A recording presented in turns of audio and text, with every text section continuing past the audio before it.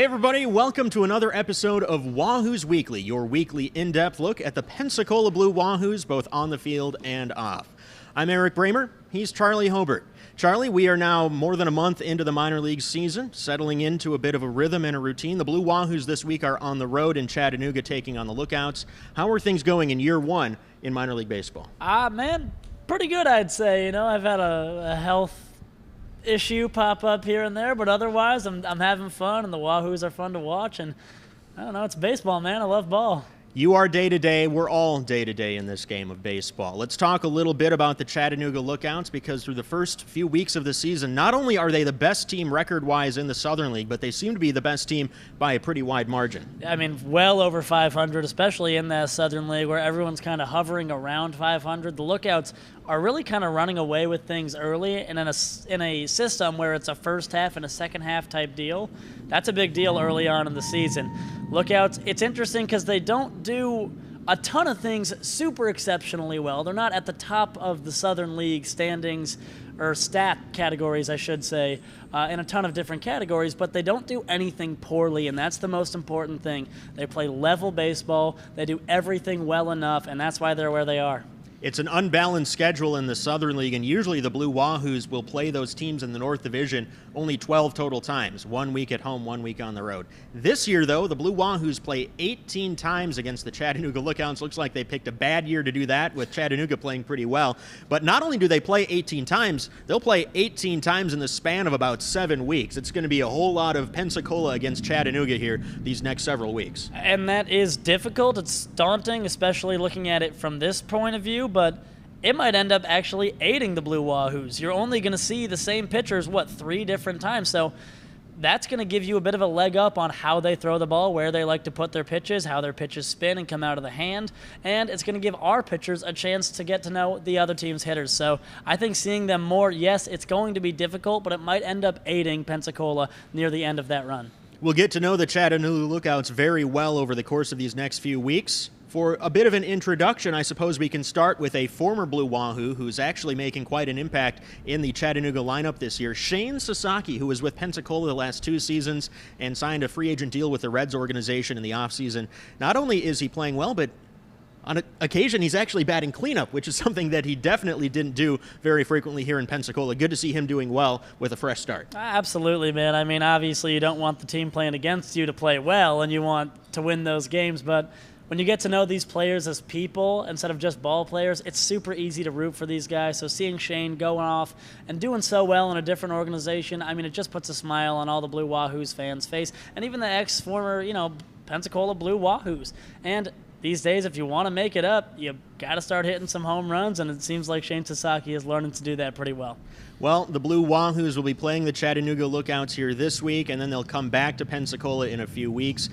We'll be actually, as you watch this, doing our first tour of Erlanger Park, which is the brand new home of the Chattanooga Lookouts. A long process to get that ballpark built, but very exciting to see them open up their stadium in front of packed houses. You won't be there, I will be, but what has you excited about visiting a brand new ballpark if you're the Pensacola Blue Wahoos? Man, just about everything. I mean, it's kind of a fresh start, if you will. Maybe you have some good, not so good records in a certain place, and now it's like you're going to a brand new city. And then the facilities, they're always going to be better. The new clubhouse, going to feel better. The new batting cages, going to feel better. And then the fan turnout. Obviously, you want fan turnout in your ballpark, and that's great.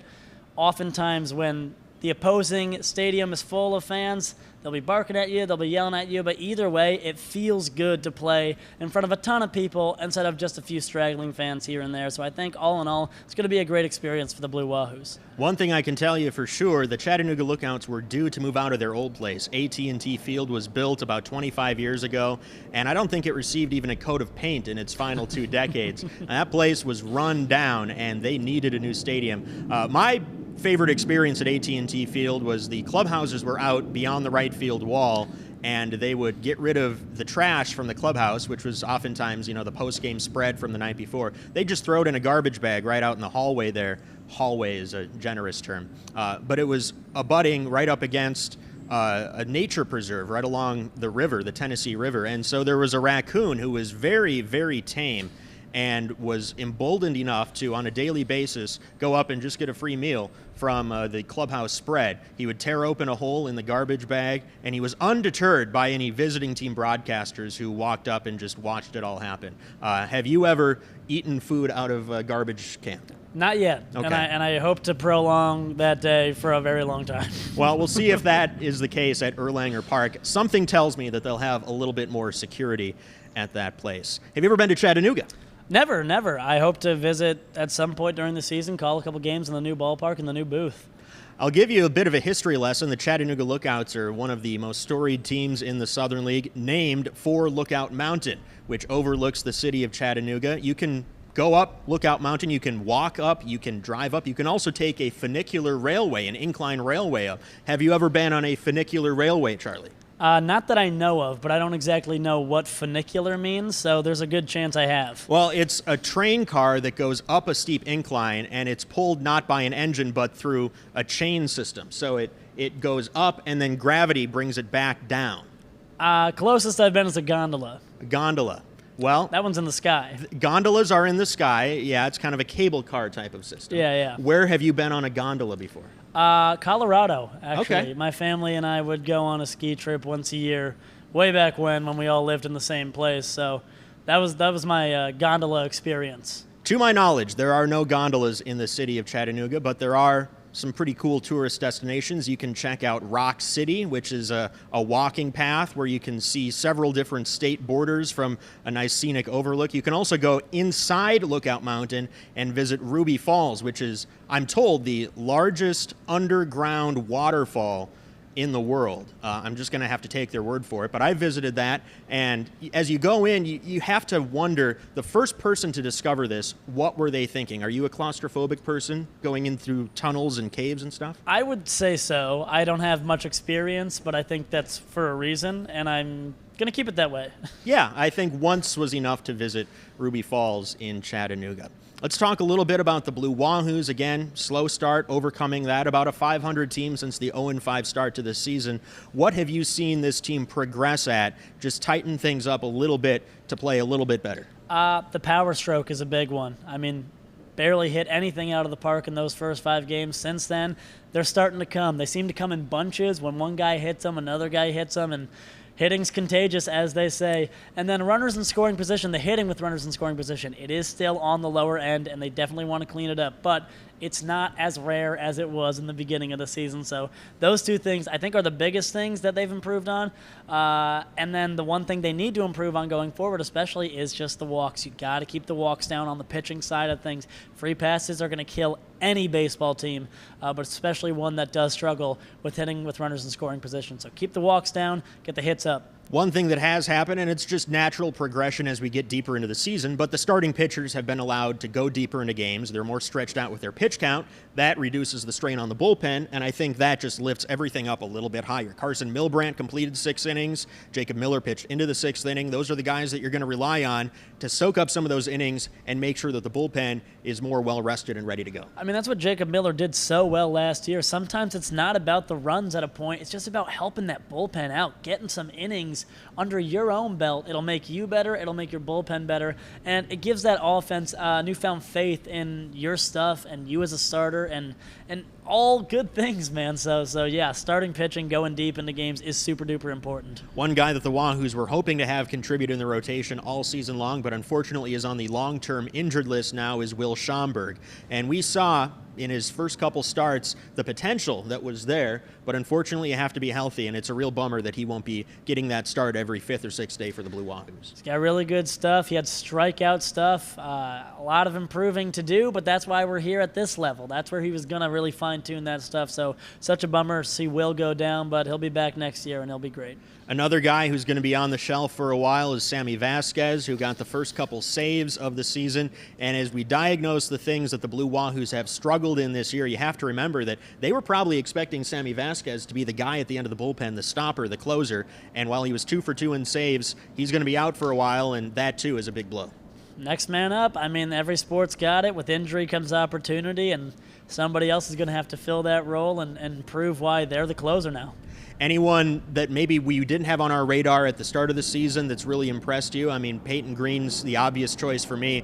Green was with the Blue Wahoos late last year, but he's been pretty impressive at the bottom of the order. I mean, Peyton Green 100%, and then on the pitching end, I wouldn't say he wasn't on my radar per se, but Cade Bragg, he's been great out of the bullpen, a left-handed arm, which the Wahoos do not have a lot of, and he's keeping the runs down, and so I'm really been impressed with Cade Bragg lately. The military aircraft behind us are telling us we should go to break. When we come back, Blue Wahoos catcher Ryan Ignoffo joins us here on Wahoos Weekly. At A1 Automotive, we do it all kinds of repairs for all kinds of vehicles. We do AC repairs, we do suspensions, we do pre-purchase inspections. We'll diagnose your problem and get it fixed. Free brake inspection. We can provide financing for any work we do. Veteran-owned, military, and first responders discounts. A1 Automotive, 403 Beverly Parkway, Pensacola. Gilmarine, your one-stop shop for all your boating needs. We offer a vast selection of parts, accessories, and electronics. Discover our range of used boats in every size, shape, and brand, all ready to get you on the water today.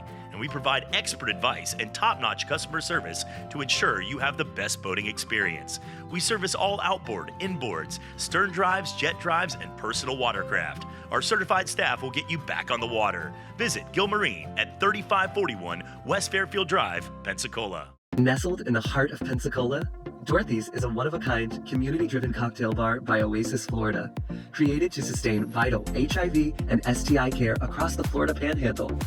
Inspired by the Wizard of Oz, rooted in inclusion, and dripping with character, Dorothy's is a welcoming space with award-winning Oz-inspired cocktails, food by Steel Pony Diner, and an unmatched atmosphere. Join us 7 days a week in downtown Pensacola, located directly across from Maritime Park and the Blue Wahoo Stadium.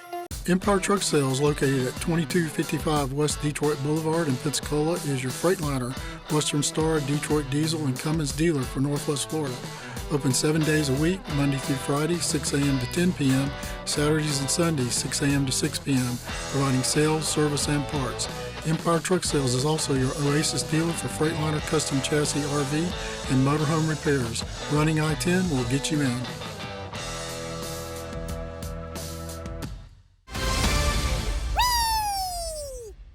Hey everybody, welcome back to Wahoos Weekly. I'm Blue Wahoos broadcaster Erik Bremer, and our special guest this week is a familiar name and face to a lot of you, Ryan Ignoffo. He's been the starting catcher for the Blue Wahoos for about the past year, and when he's been healthy, he's been one of the team's better players. Ryan, thanks for joining us today. Yeah, no problem. Thanks for having me. I start with health because that I know was the thing that derailed your season late last year, and the Blue Wahoos really would have loved to have you around down the stretch, but you are healthy this year and you're playing well. Take me through the off-season progression to get back to where you want to be physically. Yeah, so last year coming up here for 2 months, did extremely well, as you guys may have seen, and kind of went down early with a hamstring issue.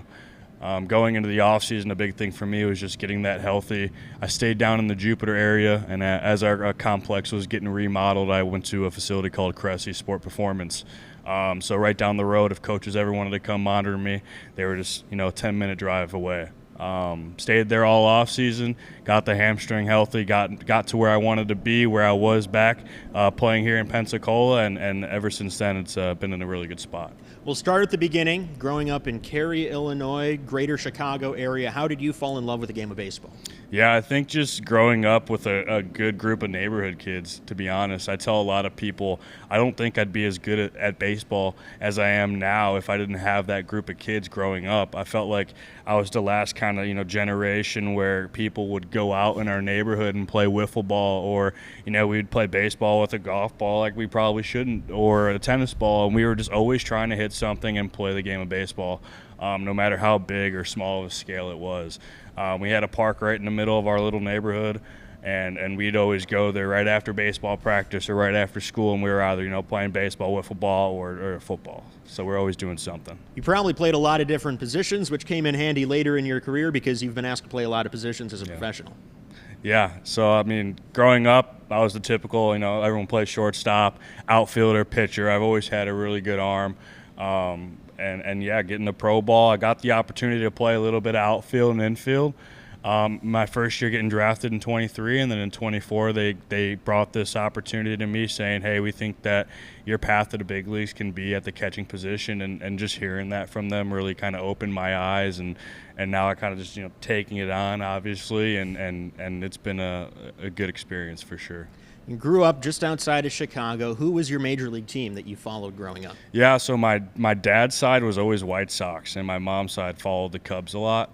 But I did go to a lot more Cubs games growing up, so I will say the Cubs. Although I never really followed a specific team, I was always just like the baseball guy. I loved watching like Dustin Pedroia, Brandon Phillips, or Mike Trout, and those are the guys I kind of followed growing up. Okay, so Cubs fan in some respects. Yeah. You were probably following that 2016 World Series pretty closely. Oh, yeah. I was upset because I couldn't go to the parade. I had a baseball tournament, ironically. So, yeah, no, that was a good run to watch for sure. Take me through the college recruiting process, because you landed in a spot that gave you a chance to do what you wanted to do, which was play on both sides of the ball. Yeah, so I mean, in high school I wasn't really heavily recruited. Maybe going into that junior year or after the junior year season, I kind of got some small colleges kind of calling me and texting me. I got to go on a couple like D3 NAIA visits. When Jason Anderson at Eastern Illinois reached out to me, and then I started talking to our assistant coaches, and they were kind of on me more and more as, my senior year went on. And I got on campus there and kind of just fell in love. It's a 10-minute walk end to end. It was smaller. Looking at the roster from previous years, I felt like I had a good opportunity to start as a freshman. But, nothing is just given. So I had to go in there and earn it. And yeah, I just fell in love with them and how close-knit everyone was. You mentioned that the Marlins drafted you as a two-way player, and that's, something that turns heads, because usually the organization will announce who they've drafted and the position they play. Drafting you at the end of that draft and a two-way player, that's something that kind of made you notable. Did you have any inclination in advance of the draft that the Marlins were interested and that they wanted to maybe try and make you a two-way player? Yeah, no, honestly, I knew I had the two-way background throughout the entirety of college. I was talking to a lot of different teams, and the Marlins were actually one that I didn't really have much conversation with. I thought I was going to be taken a little bit earlier in the draft as an outfielder, but as the rounds kind of went on, I actually turned off the draft because I didn't know what was going to happen. I was a little nervous, and I got the call from the Marlins saying that they took me in the 20th round, and I had to go back and replay it just to hear my name called. So it was fun. As you kind of began your professional career, at what point did pitching fade out of the picture? Probably when they said that they were going to make me a catcher. In 24, when they wanted me to catch, I was still throwing bullpens on the side, like in the off season going into my first spring training, because I didn't really know kind of what the plan was with that, but I just wanted to make sure that, hey, if I do have to throw bullpen for the Marlins in spring, I'll be ready for it. What did they say as they tried to justify the decision to make you a catcher? Did you have to be convinced that that was the right idea? No, there was not a lot of convincing. I kind of just saw the path that certain guys took before me, like JT Realmuto, and just saw like how quick guys can really get there with a bat such as mine, and the high contact rates that I have. So, when they told me that, and I kind of looked at the guys before me, I thought that it was a legit shot for me. How have you changed the way that you train your body? Because, let's be honest, catchers have a certain type. Yeah. Outfielders, shortstops have a certain type. Right. How have you changed the way that you either weight train or do other things conditioning-wise to be more of a catcher? Yeah, like for me, obviously, always been a really strong guy, but the biggest thing when making that transition to catching was flexibility. I've always been a stiffer guy. But the position requires you to be more flexible, and that's what I've seen a lot of growth in over the last 3 seasons, and it's still continuing to get better.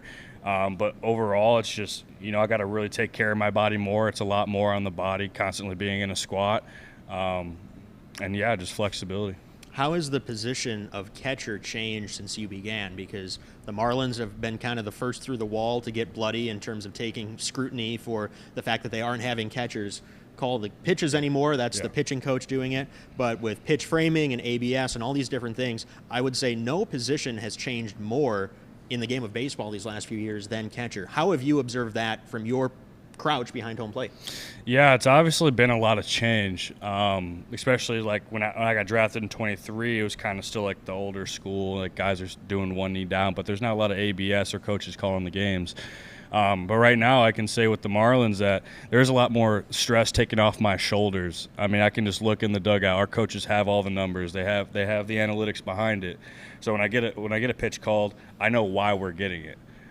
With ABS, obviously we don't have it here, but I do see it kind of helping the game out in the aspect of it's keeping umpires accountable. Whereas in years past, there is the human element kind of be taken out, but it is still there. We only get 2 challenges in the big leagues. But overall, I think, right now we're in a really good spot, and it's not too hard to make the adjustment. They say that former catchers make pretty good managers, and both in Jupiter a couple years ago and now these last couple years here in Pensacola, Nelson Prada, a former catcher, is your manager. How does that relationship benefit you, knowing that he's been through what you're going through? No, it's awesome. I think Nelson Prada is by far one of my most favorite people to ever play for. I had the opportunity to play for him in 23 a little bit and in 24 in Low A. And there's just no one else that I'd rather have be our manager and then to play for. He's got our backs all the time. And, yeah, having that catching background, you can definitely see why it makes good managers. 23 down the stretch, that Jupiter team ended up winning the Florida State League championship. How close were you to that as someone who had just been drafted and got thrown into the Marlins organization right away? Yeah, it's honestly kind of crazy. I never got to play a game for Prada in Low A that year, but I was in rookie ball for about 20 games and then got sent to the Dev list there in Low A.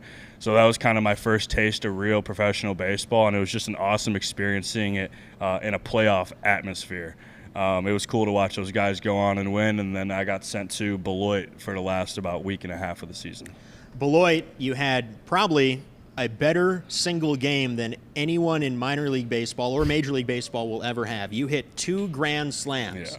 Take me through that night, because we found out about it here in Pensacola and it became pretty big news. I would have to imagine it was pretty exciting to be actually part of it yourself. Yeah, it was crazy. I feel like I was going through a little bit of a slow stretch, and I hit the first grand slam, and I kind of took a weight off my shoulders. And going into that 8th inning in my second grand slam, I was just looking for something to hit hard, and it was bases loaded again, and I was like, "There's no way like this will happen again." And I got a 3-2 fastball in the outer half and pulled it. And then when it got over, I kind of just blacked out and was like, "There's no way this is happening."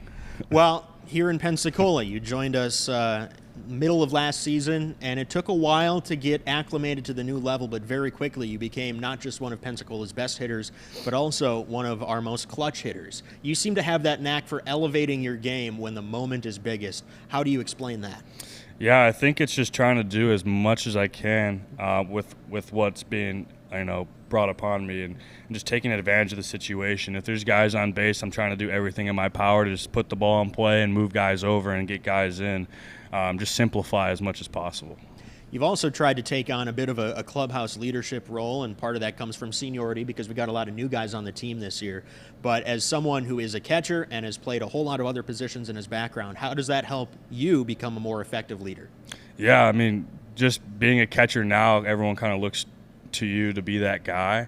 I just try my best in the clubhouse to remind everyone that it's baseball, and the game, it's changing, but it's the same game we've played since we were kids. So it's important to just tell everyone, to remind everyone, you got here for a reason, and we're all studs. So just go out there and just be the best version of ourselves. You're here for a reason. The numbers will back that up. There are some areas, though, that you are still working on improving as you become a catcher. We've talked on the broadcast a lot about the pop time and the arm strength. As a former catcher, or a former pitcher, I should say, that's not a problem for you. What sides of the catching game are you working to improve to get to that next level? Yeah, for sure it'd be blocking. Like, I know it's going to come with time and with the more games I get under my belt. But I just want to be a wall back there. And being a pitcher in the past, I know how hard it is to do it. But now it's go time. I want to be that guy that if they need to dirt a ball, I'm there for you.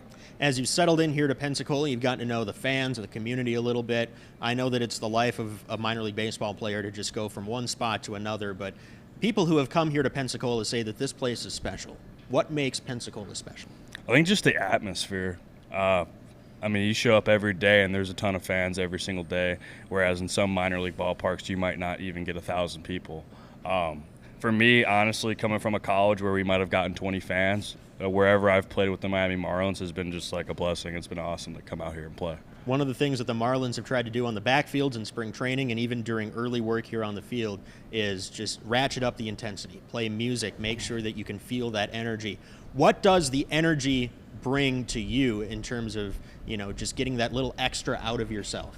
Yeah, the Marlins this year have just done a good job at making practice or spring training very, very difficult and frustrating. So with a response to that is, you go into the games and it's a lot easier and simplified, which is the biggest thing that we can do is make practice hard so the game's easier. We're talking here about a month into the 2026 season, and I began this conversation by asking you about health. So aside from the obvious, staying healthy, what does a good 2026 season look like for Ryan Ignoffo? Man, obviously get to the big leagues. I think that'd be awesome. But I want to be, available. Whenever I'm in the lineup, I'm there. I'm healthy. I'm 100%. I can play. And obviously, just whatever level I'm at, I want to be, all-star. I want to be the best. Just be where my feet are. A lot of professional athletes get to this point solely on talent, but they don't have that little extra, that added motivation. And for a catcher, playing in the heat of the American South, it can sometimes wear on you over the course of a long season. What keeps you hungry? What keeps you motivated? Because a lot of players don't have that extra motivation that gets them to the next level. Yeah, I would just say my family. Like, they've sacrificed so much for me growing up, and I feel like I don't only owe it to myself for all the hard work I've put in, but I owe it to them, too, for the sacrifices they've made. Well, you want to shout out your family before we go? Yeah, Mom, Dad, Alexa, Joey, how are you? I hope you're doing good. Well, Ryan Ignoffo has been a big part of the Blue Wahoos for the last year, and we hope that he continues to be a big part of the team until he gets his well-deserved promotion onto AAA Jacksonville. You can watch episodes of Wahoos Weekly live Fridays at 5:30 on Blab TV, or you can watch archived episodes on the team's Blue Wahoos YouTube channel that is available anytime you want to soak up some Pensacola Blue Wahoos. You can see Ryan Ignoffo here at Blue Wahoo Stadium throughout the season. You can see him catching, you can see him batting in the middle of the order, and hopefully leading the Wahoos to another successful season. For my co-host Charlie Hobert and Ryan Ignoffo, this is Erik Bremer signing off. Thanks for watching this episode of Wahoos Weekly.